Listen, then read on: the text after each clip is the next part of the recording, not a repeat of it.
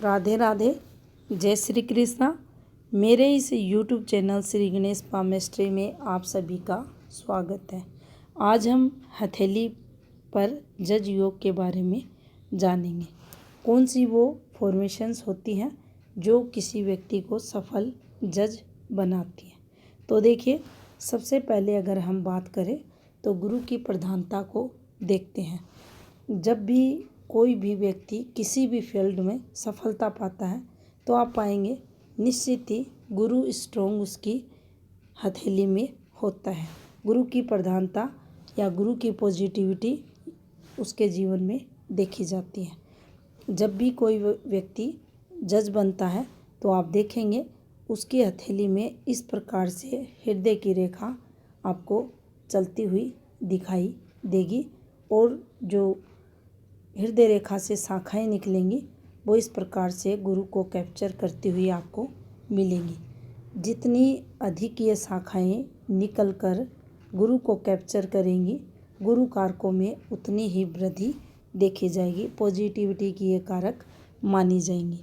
Government job के लिए भी इन से रिलेटेड चीज़ों को देखा जाता है।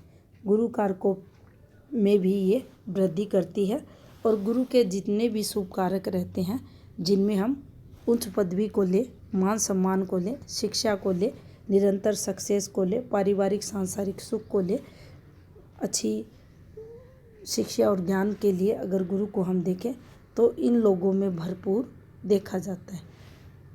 जब भी हृदय रेखा गुरु को कैप्चर करके रखें, अब देखिए आप देखेंगे जितने भी प्रशासनिक उच्च पोस्ट पर अधिकारी रहते हैं या किसी भी ऐसे डॉक्टर का हाथ जो प्रसिद्ध डॉक्टर रहता है, फेमस डॉक्टर रहता है जिसकी काफ़ी अच्छी प्रैक्टिस चलती है, या कोई ऐसा इंजीनियर जो काफ़ी तरक्की जीवन में कर रहा है, या हम ये कहें कि किसी भी पोस्ट पर व्यक्ति है, किसी भी फील्ड में कोई व्यक्ति है, अगर उसकी अच्छी प्रैक्टिस चल रही है, अच्छी वह तरक्की अपनी फील्ड में कर रहा है, अच्छी पोस्ट पर पहुंचा हुआ है, तो आप देखेंगे लगभग इस प्रकार की फॉर्मेशंस आपको ज़रूर उसकी हथेली में देखने के लिए मिलेगी। अभी ये यहाँ से भी किसी के शुरू हो सकती है, इस प्रकार से भी ये घूमती हुई जाए, लेकिन ये रेखाएं इस प्रकार से निकल जाएं, ये भी एक प्रकार से फॉर्मेशन बनाती है। तो यहाँ कहने का मतलब यही है कि जो हृदय रेखा है उससे शाखाएं निकलकर गुरु को कैप्चर करें तो ये पहली योग्यता को बताएगी कि ऐसा व्यक्ति सफल जज बन सकता है।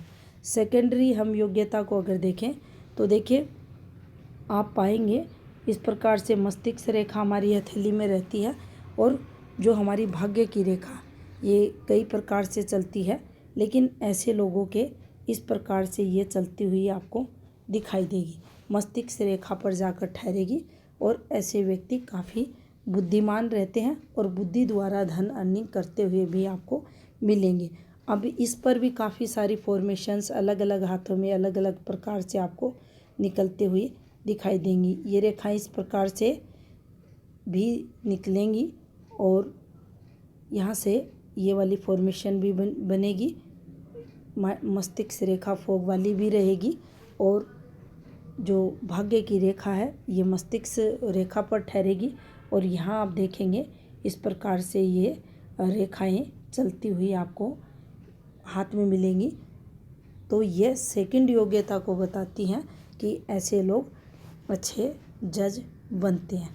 अब तीसरी योग्यता को देखें तो देखिए जो मंगल पर्वत रहते हैं, ये हमारा अंदरूनी मंगल और ये बाहरी मंगल जिसे हम इनर मार्स और आउटर मार्स कहते हैं, दोनों का स्ट्रॉन्ग होना हाथ में अत्यंत ही आवश्यक है।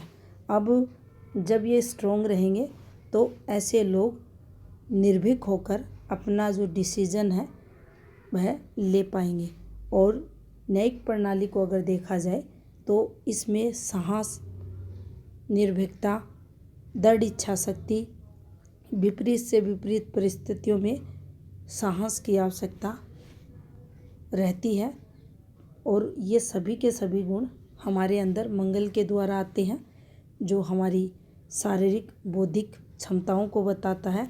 और जो मन में डर और भय का जो वातावरण रहता है वह भी मंगल के कारण होता है। लेकिन अगर मंगल स्ट्रॉन्ग स्थिति में है, मजबूत है, विकसित माउंट है, तो निश्चित ही ऐसे जो जज रहते हैं वह अपने जो फैसले रहते हैं बिना किसी के भय से डरे हुए निष्पक्ष भाव से करने वाले देखे जाते हैं और किसी के भी दबाव में ये लोग नहीं आते।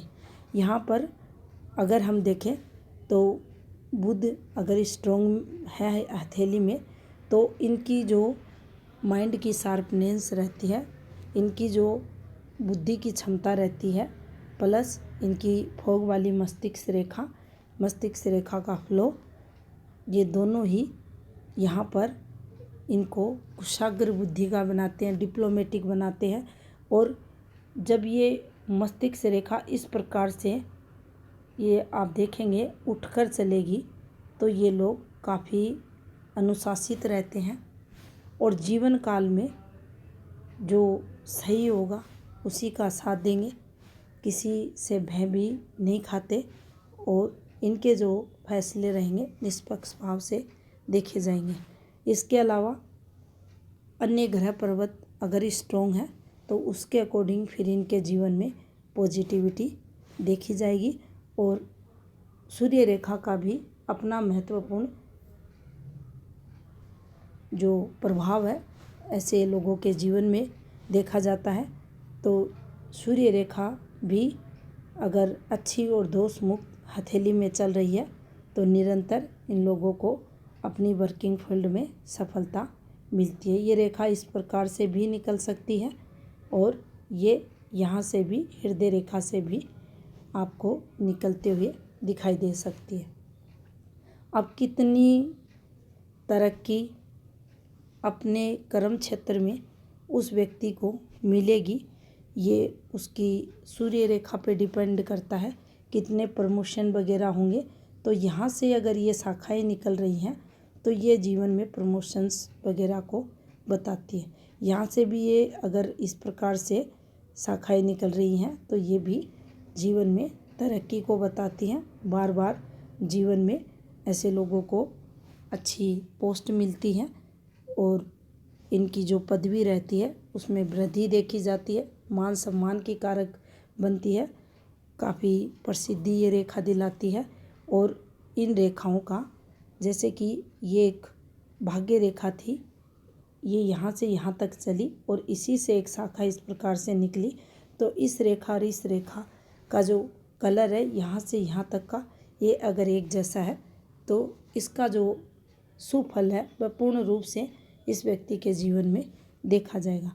गुरु की प्रधानता प्लस मस्तिष्क रेखा की पॉजिटिविटी, भाग्य रेखा की पॉजिटिविटी, सूर्य रेखा और मंगल पर्वत की प्रधानता ऐसे लोगों को जीवन काल में अच्छा जज बनाती है और ये निश्चित ही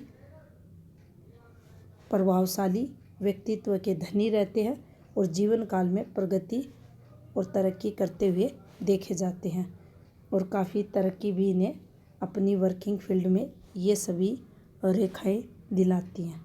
तो ये थी जानकारी हथेली में जज योग से संबंधित। धन्यवाद।